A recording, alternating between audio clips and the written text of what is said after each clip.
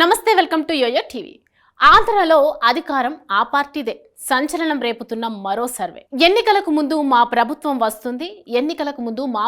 వస్తుంది అని రాష్ట్రంలో రాజకీయ పార్టీలు ఎంత ధైర్యంగా చెప్పుకున్నా సరిగ్గా ఎన్నికల సమయం దగ్గర పడే నాటికి రాష్ట్రం మొత్తం జగన్నామస్మరణతో దద్దరిల్లిపోతుంది.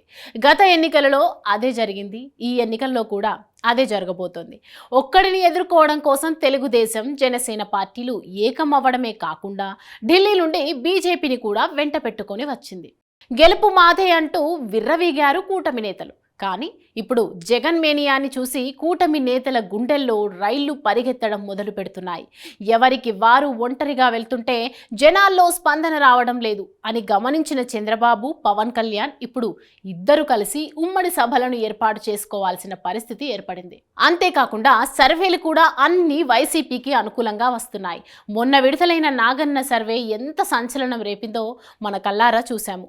ఈ సర్వే ప్రకారం వైసీపీ పార్టీకి 120కి పైగా స్థానాలు వస్తాయని తెలుస్తోంది. అయితే ఇప్పుడు లేటెస్ట్గా పోల్ స్ట్రాటజీ గ్రూప్ నిర్వహించిన సర్వేలో కూడా వైసీపీ పార్టీనే మళ్లీ అధికారంలోకి వస్తున్నట్లు తేల్చి చెప్పింది.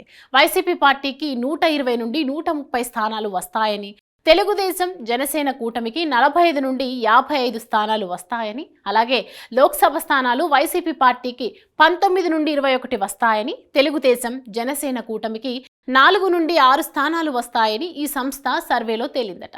55% మంది జనాల ఓట్లతో వైసీపీ పార్టీ మళ్లీ అధికారంలోకి వస్తుందని, 44 నుండి 46 స్థానం ఓట్లతో కూటమి ప్రతిపక్షానికే పరిమితం అవుతుందని తెలుస్తోంది.